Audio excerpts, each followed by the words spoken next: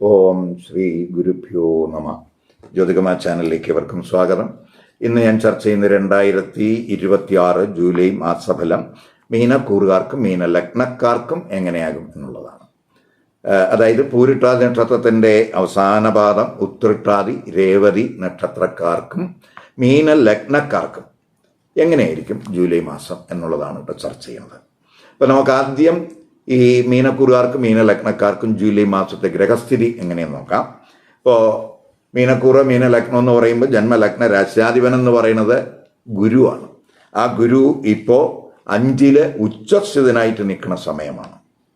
സൂര്യനാണെങ്കിൽ July 16 4 നിന്നും 5 രാശി മാറുന്നു. ചൊവ്വ ഇപ്പോൾ 3 സ്ഥിതി തുടരുന്നു. ബുധനാണെങ്കിൽ ജൂലൈ 7 5 നിന്നും 4 സ്വക്ഷേത്രത്തിലേക്ക് വക്രത്തിൽ രാശി മാറുന്നു. അപ്പോൾ ആ 4 വക്രത്തിൽ സഞ്ചരിക്കുന്ന ബുധൻ 24 ആ 4 നേർസഞ്ചാരത്തിൽ വരികയും ചെയ്യുന്നുണ്ട്. ശുക്രനാണെങ്കിൽ ജൂലൈ 4 5 നിന്നും 6 രാശി മാറുന്നു. ശനി ജന്മ ലഗ്ന രാശിയിൽ സ്ഥിതി തുടരുന്നു. 27 ആ ശനി ജന്മലഗ്ന രാശിയിൽ വക്രത്തിൽ വരികയും കൂടെ ചെയ്യുന്നു. രാഹു 12 കേതു ആണെങ്കിൽ 6 സ്ഥിതി തുടരുന്നു. അപ്പോൾ ജൂലൈ മാസത്തിൽ 3 ഗ്രഹങ്ങൾ ശുക്രൻ ബുധൻ സൂര്യൻ, ഈ 3 ഗ്രഹങ്ങൾക്കാണ് രാശിമാറ്റം വരുന്നത്. അവസാനത്തെ വാരമാകുമ്പോൾ ജന്മരാശി നിൽക്കുന്ന ശനി വക്രത്തിലാകുന്നു. അതുപോലെ 4-ാം ഭാവത്തിൽ വക്രത്തിൽ നിൽക്കുന്ന ബുധൻ നേർസഞ്ചാരത്തിൽ വരുന്നു. ഇതാണ് ജൂലൈ മാസത്തെ പ്രത്യേകത. അപ്പോൾ നമ്മൾ ഈ ജൂലൈ മാസത്തെ ഗ്രഹസ്ഥിതി അനുസരിച്ച് എങ്ങനെയായിരിക്കും മീനക്കൂറുകാരുടെയും മീനലഗ്നക്കാരുടെയും പൊതുവായിട്ടുള്ള ആരോഗ്യസ്ഥിതി. ഇപ്പോൾ ആരോഗ്യസ്ഥിതി നോക്കുമ്പോൾ ജന്മലഗ്ന രാശ്യാധിപനായിട്ടുള്ള ഗുരു ഉച്ചസ്ഥിതനായിട്ട് നിൽക്കുന്ന സമയമാണ്. അവിടെ നിന്നിട്ട് ആ ഗുരു ജന്മരാശിയിൽ ദൃഷ്ടി ചെയ്യുന്ന സമയം കൂടിയാണ്. അപ്പോൾ പൊതുവെ ജന്മരാശിയിൽ ശനിയൊക്കെ ഉണ്ടെങ്കിൽ തന്നെയും ആ ശനിയുടെയൊക്കെ പ്രത്യേകിച്ച് നല്ല ആരോഗ്യസ്ഥിതിയാണ് സൂചിപ്പിക്കുന്നത്. ശനി ജന്മരാശി നിൽക്കുക വഴി ജന്മശനി കൊണ്ടുള്ള ദോഷം അല്ലെങ്കിൽ 7.5 ശനി കൊണ്ടുള്ള ദോഷം, ഈ ദോഷമൊക്കെ പരിഹരിക്കുന്നതിന് ജന്മലഗ്ന രാശ്യാധിപനായിട്ടുള്ള ഗുരു ജന്മരാശിയിൽ സ്ഥിതി ചെയ്യുന്നു. അത് മാത്രമല്ല, രാശ്യാധിപൻ ഉച്ചസ്ഥനായിട്ടാണ് 5 നിൽക്കുന്നത്. അത് നമുക്ക് ശാരീരികമായിട്ടും മാനസികമായിട്ടും നമുക്ക് ഉള്ള ആ ടെൻഷനൊക്കെ മാറുന്ന സമയമാണ്. നല്ല ചിന്തകൾ, നല്ല പ്രവർത്തനങ്ങൾ, നല്ല തീരുമാനങ്ങളൊക്കെ എടുക്കാൻ ആ ഗുരു ജന്മരാശിയിൽ ദൃഷ്ടി ചെയ്യുന്നതും 5 ആ ഗുരു ഉച്ചസ്ഥനായിട്ട് നിൽക്കുന്നതും വഴിതെളിക്കും എന്ന് തന്നെ പറയാം. അതായത് നമുക്ക് മുൻപ് ചെയ്ത നല്ല കർമ്മങ്ങളുടെ ഒരു സുകൃതം ഈ സമയത്ത് ഇവർക്ക് അനുഭവിക്കാൻ കഴിയുമെന്ന് പറയാം. അതുപോലെ അഷ്ടമഭാവാധിപനായ ശുക്രൻ 6 മാറുകയാണ്. അപ്പോൾ അഷ്ടമഭാവാധിപൻ 6 മാറുക എന്ന് പറയുമ്പം തന്നെ അതൊരു വിപരീത രാജയോഗമാണ്. ആ വിപരീത രാജയോഗം അത് മാത്രമല്ല, 6-ാം ഭാവാധിപനായിട്ടുള്ള സൂര്യൻ 5 രാശി മാറുന്നുണ്ട് 16 മുതൽ. അപ്പോൾ ഈ 6-ാം ഭാവാധിപൻ ഭാവത്തിൻ്റെ 12 വരുന്നത്. അതൊക്കെ തന്നെ ആരോഗ്യ പ്രശ്നങ്ങൾ ഉള്ളവർക്ക് സഡനായിട്ടുള്ള റിക്കവറി, അതിൽ നിന്നുള്ള റിലീഫ് സാധ്യമാകുന്ന സമയമാണ്. അപ്പോൾ പൊതുവെ വലിയ ആരോഗ്യ പ്രശ്നങ്ങൾ ഇല്ലാത്ത സമയം എന്ന് പറയാം. ജൂലൈ 27 മുതൽ ജന്മരാശിയിൽ ശനി വക്രത്തിലാകുന്നു. ആ ശനി ജന്മരാശിയിൽ വക്രത്തിലാകുന്നതും നമുക്ക് സുഖാനുഭവം ഉണ്ടാക്കും എന്ന് തന്നെ പറയാം. പൊതുവെ നമുക്ക് ദേഹസൗഖ്യമൊക്കെ പ്രതീക്ഷിക്കാവുന്ന സമയമാണ്. ഇനി നമുക്ക് തൊഴിൽ സ്ഥിതി നോക്കുമ്പോൾ 10-ാം ഭാവാധിപൻ ഗുരു തന്നെയാണ്. ജന്മലഗ്ന രാശ്യാധിപൻ തന്നെയാണ് ഗുരു. അപ്പോൾ ആ ഗുരുവാണ് 10-ാം ഭാവാധിപൻ. ഗുരു 5 ഉച്ചസ്ഥിതനാണ്. അപ്പോൾ 5-ാം ഭാവം എന്ന് പറയുമ്പോൾ ഈ കർമ്മഭാവത്തിൻ്റെ അഷ്ടമരാശിയാണ്. എന്ന് പറയുമ്പോൾ തൊഴിലിൽ പോസിറ്റീവായിട്ടുള്ള ട്രാൻസ്ഫർമേഷൻ്റെ സമയം എന്ന് പറയാം. അത് കർമ്മസ്ഥാനത്തിൽ പ്രത്യേകിച്ച് ബുധൻ്റെ ദൃഷ്ടിയുണ്ട്, സൂര്യൻ്റെ ദൃഷ്ടിയുണ്ട്, ശനിയുടെ ദൃഷ്ടിയുണ്ട്, അതുപോലെ ചൊവ്വയുടെ ദൃഷ്ടിയുമുണ്ട്. അപ്പോൾ പൊതുവെ നമുക്ക് നമ്മൾ ആഗ്രഹിക്കുന്ന രീതിയിൽ നമുക്ക് ഈ തൊഴിലിൽ മാറ്റങ്ങൾ പ്രതീക്ഷിക്കാവുന്ന സമയം എന്ന് തന്നെ പറയാം. അതായത് നമ്മൾ ചെയ്ത നല്ല പ്രവർത്തനങ്ങളുടെ ഫലമായിട്ട് നമുക്ക് ഇപ്പോൾ നല്ല ഒരു കർമ്മ നേട്ടത്തിന് സാധ്യത കാണിക്കുന്നു. അവസാനത്തെ പകുതിയൊക്കെ ആകുമ്പോൾ സൂര്യനും 5 വരുന്നു. അപ്പോൾ ആ സൂര്യനും അതുപോലെ ഗുരുവും അതായത് കർമ്മഭാവാധിപനായിട്ടുള്ള ഗുരുവും സൂര്യനുമായിട്ടൊക്കെ യോഗം വരുന്നു. 5 അതൊക്കെ നമുക്ക് പ്രത്യേകിച്ച് ഈ തൊഴിൽ ചെയ്യുന്നവർക്ക് അവരുടെ ടാലൻറ്റ്, അവരുടെ എനർജി, അവരുടെ കോമ്പറ്റിറ്റീവ് സ്പിരിറ്റ്, വർക്കിൽ ഫോക്കസ് കൂടുന്നതിനൊക്കെ സഹായകമാകും. തൊഴിൽ ഉയർച്ച പ്രതീക്ഷിക്കാം. പ്രൊമോഷൻ വഴിയുള്ള ചിലപ്പോൾ ഒരു ട്രാൻസ്ഫറൊക്കെ ചിലപ്പോൾ ഈ സമയത്തുണ്ടാകാം. അങ്ങനെ വർക്കിൽ ഒരു ട്രാൻസ്ഫോർമേഷൻ്റെ സമയം എന്ന് പറയാം. ഇപ്പോൾ പ്രത്യേകിച്ച് ചില മേഖലയിൽ അഡ്വൈസറി തലത്തിൽ, ക്രിയേറ്റീവ് തലത്തിൽ, അതുപോലെ ഇൻ്റലിജൻസ് ഡ്രിവൺ ആയിട്ടുള്ള മേഖലയിൽ പ്രവർത്തിക്കുന്നവർ, അഡ്മിനിസ്ട്രേറ്റീവ് തലത്തിൽ പ്രവർത്തിക്കുന്നവർ, അതുപോലെ അക്കാഡമിക് തലത്തിൽ പ്രവർത്തിക്കുന്നവർ, കൗൺസിലിംഗ് തലത്തിൽ പ്രവർത്തിക്കുന്നവർ, മിനിസ്റ്റീരിയൽ തലത്തിൽ പ്രവർത്തിക്കുന്നവർ, ആർട്ടിസ്റ്റിക് തലത്തിൽ പ്രവർത്തിക്കുന്നവർ, അതോറിറ്റേറ്റീവ് തലത്തിൽ പ്രവർത്തിക്കുന്നവർ, ഇവർക്കൊക്കെ തന്നെ വർക്കിൽ സുഖാനുഭവം ഉണ്ടാകുന്ന സമയമാണ്. വർക്കിൽ വളരെ അനുകൂലമായിട്ടുള്ള മേഖലകളായിട്ട് കാണുന്നുണ്ട്. അപ്പം എല്ലാ തലങ്ങളിലും അവർക്ക് ഭാഗ്യനേട്ടങ്ങൾ ഉണ്ടാകുന്ന സമയം എന്ന് പറയാം. ഇപ്പം പിതാവ്, ഗുരുക്കന്മാർ, ടീച്ചേഴ്സ്, വെൽവിഷേഴ്സ്, അതുപോലെ ഹയർ ഒഫീഷ്യൽസ്, അവരുടെയൊക്കെ ഗൈഡൻസ് പ്രത്യേകിച്ച് ഈ സമയത്ത് അവർക്ക് വർക്കിൽ വളരെ ഗുണം ചെയ്യും എന്ന് തന്നെ പറയാം. തൊഴിൽ അന്വേഷകർക്കൊക്കെ കോമ്പറ്റിറ്റീവ് സ്പിരിറ്റ് കൂടുന്ന സമയമാണ്. ടെസ്റ്റ്, ഇൻ്റർവ്യൂകളിലൊക്കെ അവർക്ക് വിജയം പ്രതീക്ഷിക്കാം. ആഗ്രഹിക്കുന്ന രീതിയിലുള്ള തൊഴിലിന് യോഗം കാണുന്നുണ്ട്. വിദേശത്ത് തൊഴിൽ അന്വേഷിക്കുന്നവർക്കും അനുകൂല സമയമാണ്. വിദേശത്ത് തൊഴിൽ ചെയ്യുന്നവർക്ക് എന്തെങ്കിലുമൊക്കെ ട്രബിൾ വന്നിട്ടുണ്ടെങ്കിൽ ആ ട്രബിൾ മാറ്റുന്നതിനുമൊക്കെ തന്നെ പ്രത്യേകിച്ച് 12 രാഹു നിൽക്കുന്നുണ്ട്. ആ 12 ശുക്രൻ്റെ ദൃഷ്ടിയും കൂടെ വരുന്നത് കൊണ്ട് നമുക്ക് ആ വിദേശത്ത് തൊഴിൽ ചെയ്യുന്നവർക്ക് അവിടെ തൊഴിലിടത്തുണ്ടാകുന്ന പ്രശ്നങ്ങളൊക്കെ പരിഹരിക്കുന്നതിന് ആ ശുക്രൻ്റെ ദൃഷ്ടി സഹായമാകും എന്ന് തന്നെ പറയാം. ഇനി ബിസിനസ്സുകാരെ സംബന്ധിച്ചിടത്തോളം 7ാം ഭാവാധിപനായിട്ടുള്ള ബുധൻ 5ലും 4ലും വക്രത്തിലാണ് സഞ്ചരിക്കുന്നത്. ആദ്യത്തെ 3 വരെ 23 വരെ. അതിനുശേഷം ആ ബുധൻ നേർസഞ്ചാരത്തിൽ വരുന്നുണ്ട്. ആ ബിസിനസ് കാരകനാണ് ആ ബുധൻ എന്ന് പറയുന്നത്. അപ്പോൾ പൊതുവെ ബിസിനസ് പ്രവർത്തനങ്ങൾ റിവ്യൂ ചെയ്യുന്ന സമയമാണ്. ബിസിനസ് പ്രവർത്തനങ്ങൾ അതിൻ്റെ ഏറ്റക്കുറച്ചിലുകൾ വിലയിരുത്തുന്ന സമയം എന്ന് പറയാം. അപ്പോൾ അതിൻ്റെ വീഴ്ചകളൊക്കെ പരിശോധിച്ച് അവ കറക്റ്റ് ചെയ്ത് പോകുന്ന സമയമാണ്. അവസാനത്തെ വാരത്തോടൊക്കെ ആകുമ്പോൾ നമ്മൾ ഈ വീഴ്ചകളൊക്കെ പരിഹരിച്ച് ബിസിനസ് സുഗമമായി പോകുന്ന സമയമായിട്ട് കാണുന്നുണ്ട്, കാര്യക്ഷമമാകും.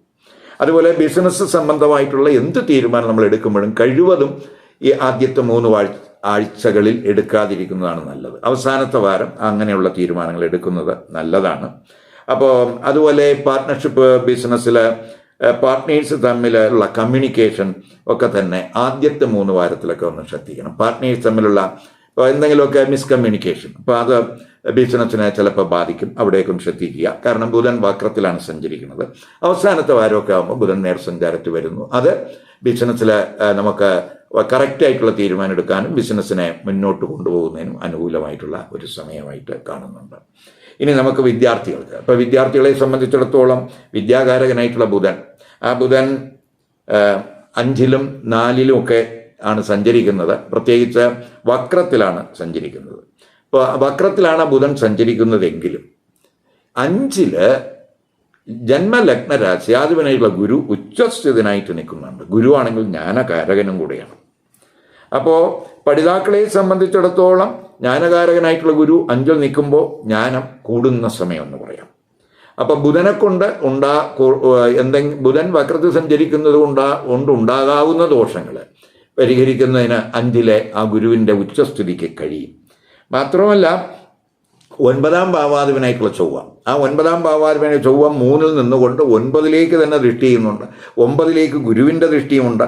അപ്പോൾ നമുക്ക് അത് പഠനത്തിന് പോസിറ്റീവായിട്ടുള്ള ഒരു സ്ഥിതിയാണ് സൂചിപ്പിക്കുന്നത്. പ്രത്യേകിച്ച് വളരെ ഹൈലി ഇൻ്റലിജൻ്റായി ആകാവുന്ന ഒരവസ്ഥയാണ്. ശാസ്ത്രങ്ങളിലൊക്കെ അറിവ് കൂടാവുന്ന സമയമാണ്. ഇപ്പോൾ ക്രിയേറ്റീവ് തലത്തിലൊക്കെ ശോഭിക്കാവുന്ന സമയമാണ്. ഇഷ്ടവിഷയങ്ങളിലൊക്കെ അഡ്മിഷൻ സാധ്യമാകാവുന്ന സമയമാണ്. ഇപ്പോൾ ഹയർ എഡ്യൂക്കേഷൻ തലത്തിലൊക്കെ അഡ്മിഷൻ ആഗ്രഹിക്കുന്നവർക്ക് അനുകൂല സമയമായിട്ട് കാണുന്നുണ്ട്. പരീക്ഷകളിലൊക്കെ ഉയർന്ന വിജയം പ്രതീക്ഷിക്കാം. ഉന്നത പഠനം നടത്തുന്നവർക്ക് പ്രത്യേകിച്ച് ഇൻ്റലക്ച്വലി വളരെ ആക്റ്റീവ് ആകുന്ന സമയമായിട്ട് കാണുന്നുണ്ട്. 9ാം ഭാവാധിപനായിട്ടുള്ള ചൊവ്വ 3ൽ നിന്ന് 9ലൊക്കെ ദൃഷ്ടി ചെയ്യുന്നത് പ്രത്യേകിച്ച് ഹയർ എഡ്യൂക്കേഷൻ ശക്തമാക്കും. മാത്രമല്ല അവിടെ ജ്ഞാനകാരകനായിട്ടുള്ള ഗുരുവിൻ്റെ ദൃഷ്ടിയും കൂടെ ഉണ്ട്. അപ്പോൾ പൊതുവെ വളരെ ഗുണം ഉണ്ടാകുന്നു. ഹയർ എഡ്യൂക്കേഷൻ തലത്തിലൊക്കെ അഡ്മിഷനൊക്കെ അനുകൂല സമയമായിട്ട് കാണുന്നുണ്ട്. ഇനി ധനസ്ഥിതി നോക്കുമ്പോൾ ധനകാരകൻ ഗുരുവാണ്. ആ ഗുരു ഉച്ചരാശിയിൽ നിൽക്കുകയാണ് 5. അവിടെ നിന്നിട്ട് ആ ഗുരു ജന്മരാശിയിൽ ദൃഷ്ടി ചെയ്യുന്നുണ്ട്, ഭാഗ്യസ്ഥാനത്ത് ദൃഷ്ടി ചെയ്യുന്നുണ്ട്, നേട്ടത്തിൻ്റെ സ്ഥാനത്ത് 11ലും ആ ഗുരുവിൻ്റെ ദൃഷ്ടിയുണ്ട്. അപ്പോൾ അത് പ്രത്യേകിച്ച് ഈ 2ാം ഭാവാധിപനായിട്ടുള്ള ചൊവ്വയാണെങ്കിൽ 3ൽ നിൽക്കുകയാണ്. അപ്പോൾ പൊതുവെ നമുക്ക് സാമ്പത്തിക നേട്ടങ്ങൾ ഉണ്ടാകാവുന്ന സമയമാണ്. സാമ്പത്തികമായിട്ട് ഗുണാനുഭവം ഉണ്ടാകും. അപ്പോൾ നമ്മൾ പൊതുവേ നമുക്ക് ഈ സ്പെക്കുലേറ്റീവ് ബിസിനസ്സിലൊക്കെ വലിയ നേട്ടങ്ങൾ പ്രതീക്ഷിക്കാം. പ്രത്യേകിച്ച് ഓഹരി വിപണിയുമായിട്ടൊക്കെ ബന്ധപ്പെട്ട് പ്രവർത്തിക്കുന്നവർക്ക് ഗുണാനുഭവം ഉണ്ടാകുന്ന സമയമാണ്. ഇപ്പോൾ തൊഴിൽ വഴി നേട്ടങ്ങൾ ഉണ്ടാകും, ബിസിനസ് വഴി നേട്ടങ്ങൾ ഉണ്ടാകും. അപ്പം ധനാർജനം സാധ്യമാകുന്ന സമയം എന്ന് പറയാം. സുഹൃത്തുക്കൾ വഴി പ്രത്യേകിച്ച് 11ലൊക്കെ ഗുരുവിൻ്റെ ദൃഷ്ടിയുണ്ട്. അപ്പോൾ സുഹൃത്തുക്കൾ വഴി നേട്ടങ്ങൾ പ്രതീക്ഷിക്കാം. സാമൂഹ്യ ബന്ധങ്ങളൊക്കെ നമുക്ക് വളരെ അനുകൂലമായിട്ടുള്ള ഒരു സ്ഥിതിയായിട്ട് കാണുന്നു. ജ്യേഷ്ഠ സഹോദരങ്ങൾ വഴിയൊക്കെ ചില ഗുണാനുഭവമൊക്കെ ഉണ്ടാകുന്നതിന് സാധ്യത കാണുന്നു. അപ്പോൾ സമ്പാദ്യം വർദ്ധിക്കുന്നതിന് പ്രത്യേകിച്ച് 2ാം ഭാവാധിപനാൽ ഗുരു 2ൽ ജന്മലഗ്ന ഈ 2ാം ഭാവാധിപൻ 3ൽ നിൽക്കുമ്പോൾ സ്വാഭാവികമായിട്ട് അത് വളരെ ഗുണം ചെയ്യുന്നവർ. അതുപോലെ ജന്മരാശിയിൽ ധനകാരകനായിട്ടുള്ള ഗുരുവിൻ്റെ ദൃഷ്ടിയും കൂടെ ഉണ്ട്. അപ്പോൾ അതൊക്കെ നമുക്ക് സമ്പാദ്യം വർദ്ധിക്കുന്നതിനുള്ള ശ്രമം ഉണ്ടാകും. ബാങ്ക് ബാലൻസ് ഒക്കെ കൂടും. അതേസമയം 12ൽ രാഹുവുണ്ട്. ആ 12 നിൽക്കുന്ന രാഹു, അതുപോലെ 12ൽ ശുക്രൻ്റെ ദൃഷ്ടി വരുന്നുണ്ട്. അപ്പോൾ അതുപോലെ 12ാം ഭാവാധിപനായിട്ടുള്ള ശനി ജന്മരാശിയിൽ നിൽക്കുന്ന സമയവും കൂടെയാണ് എന്നുള്ളത് കൊണ്ട് നമുക്ക് അല്പം ചെലവ് വരാം. അത് യാത്രാപരമായിട്ടായിരിക്കാം, ആത്മീയപരമായിട്ടായിരിക്കാം, അങ്ങനെ നമുക്ക് ചിലപ്പോൾ മെഡിക്കൽ തലത്തിലുള്ള ചിലവുകളായിരിക്കാം. അങ്ങനെ നമുക്ക് പല തരത്തിലുള്ള സുഖച്ചെലവ്, ശുക്രൻ്റെ ദൃഷ്ടിയൊക്കെ 12ൽ വരുമ്പോൾ സുഖച്ചെലവ് കൂടാൻ സാധ്യതയുള്ള ഒരു സമയമായിട്ടും കൂടെ കാണുന്നുണ്ട്. ഇനി വിവാഹം, ദാമ്പത്യബന്ധം, കുടുംബജീവിതം എങ്ങനെ നോക്കാം. ഇപ്പോൾ 7ാം ഭാവാധിപനായിട്ടുള്ള ബുധൻ 23 വരെ വക്രത്തിലാണ്. 7ലാണെങ്കിൽ ശനിയുടെ ദൃഷ്ടി ഉള്ള സമയമാണ്. അപ്പം വിവാഹം ആലോചിക്കുന്നതിൽ എന്തെങ്കിലുമൊക്കെ കൺഫ്യൂഷൻ അല്ലെങ്കിൽ മുമ്പ് വന്ന ആലോചനകൾ റിവ്യൂ ചെയ്യുന്ന സമയമായിരിക്കാം. അപ്പോൾ നമുക്ക് ഒരു മെല്ലപ്പോക്കെന്ന് വേണമെങ്കിൽ പറയാം. ആദ്യത്തെ 3 വാരം പ്രത്യേകിച്ച് 7ാം ഭാവാധിപൻ വക്രത്തിൽ സഞ്ചരിക്കുന്നു. അതുപോലെ ആലോചനകളിൽ, അതുകൊണ്ട് നമുക്ക് ആലോചനകൾ വന്നാൽ തന്നെയും ഒരു കെയർ വേണ്ടുന്ന സമയമാണ് എന്ന് തന്നെ പറയാം. അതുപോലെ അവസാനത്തെ വാരമൊക്കെ ആകുമ്പോൾ ബുധനൊക്കെ നേർസഞ്ചാരത്തിൽ വരുന്നു, 7ാം ഭാവാധിപൻ നേർസഞ്ചാരത്തിൽ വരുന്നു.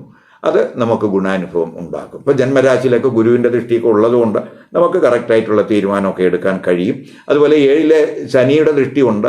പക്ഷേ അവസാനത്തെ വാരം ആ ശനി വക്രത്തിലാണ് സഞ്ചരിക്കുന്നത് എന്നുള്ളത് കൊണ്ട് അതും നമുക്ക് ഈ ആലോചനകളിൽ വന്ന തടസ്സങ്ങളൊക്കെ മാറുന്നതിനും സഹായകമാണ് എന്ന് തന്നെ പറയാം. കമിതാക്കൾക്ക് പൊതുവെ അനുകൂല സമയമാണ്. ജന്മലഗ്ന രാശ്യാധിപൻ 5ൽ ഉച്ചസ്ഥിതനായിട്ട് നിൽക്കുന്ന സമയമാണ്. അപ്പോൾ അത് അതേസമയം അവസാനത്തെ പകുതിയൊക്കെ ആകുമ്പോൾ ഈ 6ാം ഭാവാധിപനായിട്ടുള്ള സൂര്യൻ 5ൽ വരുന്നുണ്ട്. അത് ചിലപ്പോൾ കമിതാക്കൾക്കിടയിൽ അല്പം ഈഗോ പ്രശ്നങ്ങൾ ഉണ്ടാക്കിയേക്കാം. പ്രണയചിന്തകളും കാര്യങ്ങളൊക്കെ ഉണ്ട്. അപ്പോൾ ചെറിയ പിണക്കങ്ങളൊക്കെ അവിടെ അവസാനത്തെ വാരം ഉണ്ടാകാൻ സാധ്യതയും കാണുന്നുണ്ട്. ദാമ്പത്യ ബന്ധത്തിലെ പ്രശ്നങ്ങളൊക്കെ പൊതുവെ ചർച്ച ചെയ്യുന്ന സമയമായിരിക്കും, അത് അവലോകനം ചെയ്യുന്ന സമയമായിരിക്കും.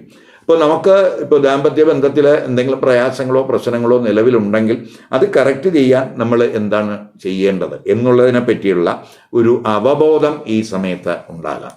അപ്പോൾ അതാണ് ആ ബുധൻ വക്രത്തിൽ സഞ്ചരിക്കുന്ന സമയത്ത് ഉണ്ടാകാൻ സാധ്യത. അപ്പോൾ നമുക്ക് ആ പ്രശ്നങ്ങളൊക്കെ സോൾവ് ചെയ്യാനുള്ള ഒരു കഴിവ് നമുക്ക് ഉണ്ടാകും.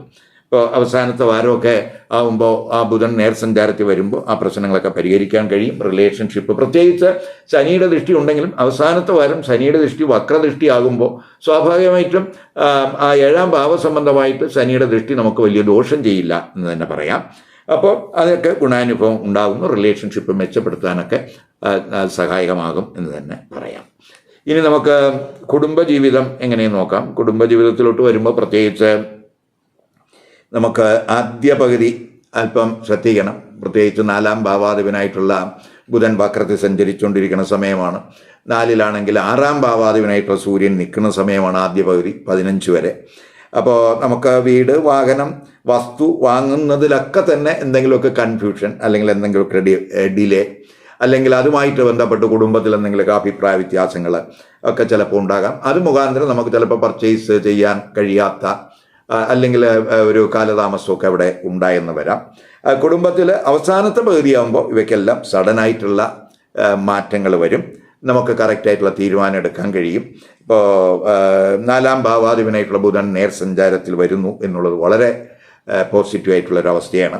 അതുപോലെ ജന്മരാശിയിൽ ഗുരുവിൻ്റെ ദൃഷ്ടി ഉള്ളതുകൊണ്ട് നമ്മൾ എടുക്കുന്ന തീരുമാനങ്ങൾ കറക്റ്റായിട്ടുള്ള തീരുമാനം എടുക്കാനൊക്കെ കഴിയും.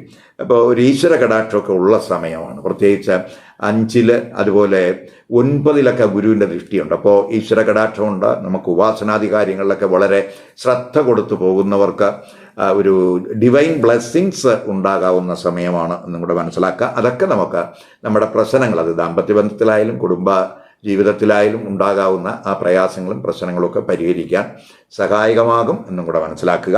ജൂലൈ 4, 5, 17, 18, 21, 22, 23 ഈ ദിവസങ്ങൾ അത്രത്തോളം അനുകൂല ദിവസങ്ങൾ അല്ല.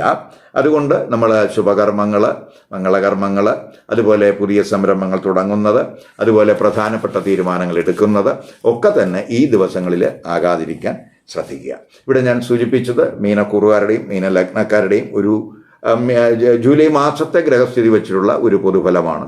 അത് ഇപ്പോഴത്തെ ഗ്രഹസ്ഥിതി വെച്ചുള്ള ഫലമാണ്, ജാതകത്തിലെ ഗ്രഹസ്ഥിതി വെച്ചല്ല എന്നും കൂടെ മനസ്സിലാക്കുക. അപ്പോൾ ഏത് നക്ഷത്രത്തിൽ ജനിച്ചവരായാലും അവർക്ക് മീനലഗ്നം വന്നിട്ടുണ്ടോ നോക്കുക. അപ്പോൾ ആ കൂറിലെ ഫലത്തിന് ഈ മീനലഗ്നത്തിൻ്റെ ഫലം സ്വാധീനിക്കും. അതുകൊണ്ട് എല്ലാവരും അവരുടെ ലഗ്നരാശി ഏതാണെന്ന് മനസ്സിലാക്കാൻ ശ്രമിക്കുക. അതുപോലെ തന്നെ നമ്മൾ ഈ മീനക്കൂറുകാരുടെയും മീനലഗ്നക്കാരുടെയും ഫലം പറയുമ്പോൾ മീനക്കൂറിലെ ചിലർക്ക് മാത്രമേ മീനലഗ്നം വരികയുള്ളൂ. ബാക്കിയുള്ളവർക്കൊക്കെ മറ്റ് ഏത് രാശിയും ലഗ്നരാശിയായിട്ട് വരാം. ഇപ്പം മീനലഗ്നം അല്ലാതെ മറ്റ് ലഗ്നരാശി വന്നിട്ടുള്ള മീനക്കൂറുകാർ അവരുടെ ലഗ്നരാശി ഏതെന്നറിയണം. ആ ലഗ്നരാശിയായിട്ട് ബന്ധപ്പെട്ട് പറയുന്ന ഫലം ഈ കൂറിൻ്റെ ഫലത്തോടൊപ്പം കമ്പൈൻ ചെയ്ത് കേട്ടാലേ അവർക്ക് ഈ ജൂലൈ മാസത്തെ പൊതുഫലത്തിൻ്റെ ഒരു കൃത്യചിത്രം കിട്ടുകയുള്ളൂ. മാത്രമല്ല, നമ്മൾ ഈ കൂറിൻ്റെ ഫലം എന്ന് പറയുന്നത് അത്രത്തോളം സൂക്ഷ്മമെന്ന് പറയാൻ പറ്റില്ല. കാരണം ഒരേ നക്ഷത്രത്തിൽ തന്നെ ജനിക്കുന്ന പലർക്ക് പല അനുഭവങ്ങളാണ് വരുന്നത്. അപ്പോൾ അതിൻ്റെ പ്രധാന കാരണമെന്ന് പറയുന്നത് അവരുടെ ലഗ്നത്തിൽ വരുന്ന വ്യത്യാസമാണ്. അപ്പോൾ അവരുടെ ലഗ്നരാശി ഏതെന്ന് കാണുക, ലഗ്നരാശിയുമായിട്ട് ബന്ധപ്പെട്ട് പറയുന്ന ഫലം കൂടെ ഇതിനോടൊപ്പം കമ്പൈൻ ചെയ്ത് കേൾക്കുക. മാത്രമല്ല, നമുക്ക് ഈ ജൂലൈ മാസ ഫലത്തെ ഇപ്പോഴത്തെ ഗ്രഹസ്ഥിതിയുടെ ഫലം മാത്രമല്ല സ്വാധീനിക്കുന്നത്, അവരുടെ ജാതകത്തിൽ ഇപ്പോൾ നടക്കുന്ന ദശ, അപകാരം, ഛിദ്രം. അപ്പോൾ അത് ഈ പൊതുഫലത്തെ സ്വാധീനിക്കും. അപ്പം ജാതകത്തിൽ ഇപ്പം നടക്കുന്ന ദേശീയ അപകാരം, ഛിദ്രമൊക്കെ ഇഷ്ടസ്ഥാനത്ത് നിൽക്കുകയാണോ, അനിഷ്ടസ്ഥാനത്ത് നിൽക്കുന്ന ഗ്രഹങ്ങളുടേതാണോ, ഇതൊക്കെ വിലയിരുത്തിയേ നമുക്ക് കറക്റ്റായിട്ടുള്ള ഒരു പ്രവചനം സാധ്യമാകുകയുള്ളൂ. അതൊക്കെ ജാതക ചിന്തയിലൂടെ മാത്രം പറയേണ്ടുന്ന കാര്യങ്ങളാണ് എന്നും കൂടെ മനസ്സിലാക്കുക. ഈ വീഡിയോ ഇഷ്ടപ്പെട്ടുവെങ്കിൽ ലൈക്ക് ചെയ്യുക, ഷെയർ ചെയ്യുക. അതുപോലെ സബ്സ്ക്രൈബ് ചെയ്യാത്തവർ സബ്സ്ക്രൈബ് ചെയ്ത് കാണുക. മറ്റൊരു പുതിയ വിഷയമായി അടുത്ത വീഡിയോയിൽ കാണാം. നമസ്കാരം.